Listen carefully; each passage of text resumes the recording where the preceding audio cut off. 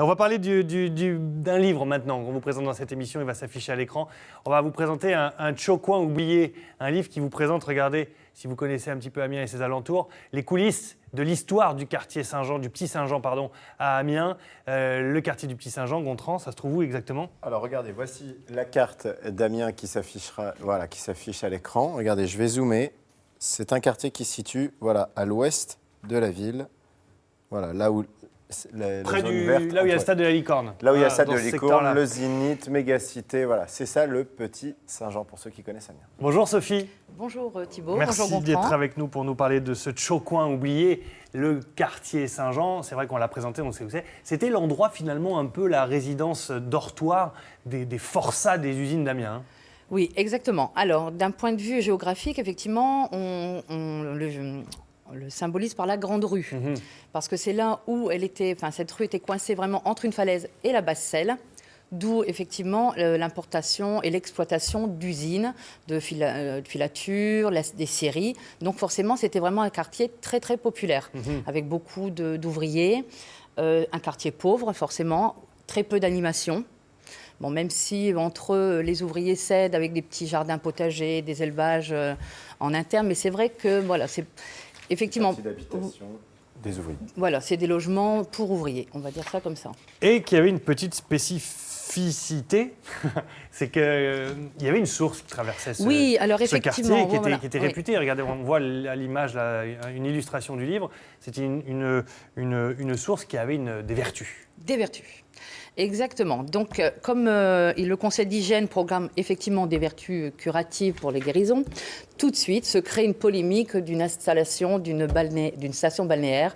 Alors, on fait des grands projets avec un casino, un établissement somptueux, mais malheureusement, ils sont allés un petit peu trop vite. Faute de budget, ils n'ont pas pu forcément réaliser ce projet, qui a très vite été racheté par un industriel. Et qui en fait d'ailleurs un établissement de filature, Monsieur Gamand, effectivement. Avec, on voit cette image, la source du Petit Saint-Jean sur cette illustration, ouais, c'est marqué là, on le voit en haut. C'était un endroit connu et reconnu pour ça. Pour ça, tout à fait.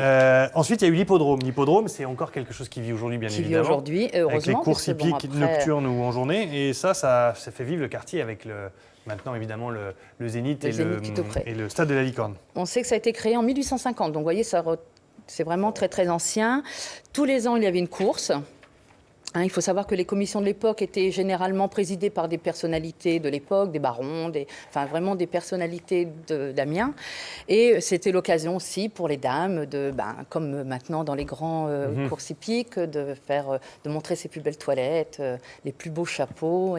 C'était le lieu où il fallait être vu, quoi. Voilà, tout à fait, le lieu où il fallait être vu. Et c'était vraiment la sortie mondaine sportive d'Amiens à l'époque, et encore peut-être maintenant. Regardez l'illustration qu'on vous a sortie, là, il y a effectivement les robes incroyables et un alignement de chapeaux. Regardez ça un peu.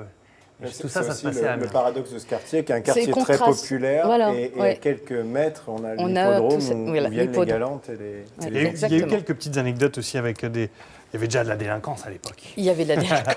Le fourgon cellulaire de l'époque. Imaginez un fourgon cellulaire à l'époque, c'était quand même assez archaïque. On les piquait comme on pique des voitures maintenant. Mais voilà, donc à l'époque, au moment des faits, il était installé devant le palais de justice, où donc le cocher venait déposer les malfrats.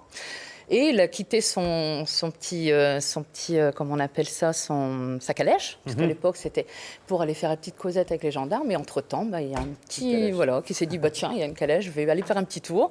Et donc, la poursuite s'est effectuée jusque dans le quartier du Petit Saint-Jean. Et donc, c'est pour ça qu'on a relaté là, ici, l'anecdote qui est assez...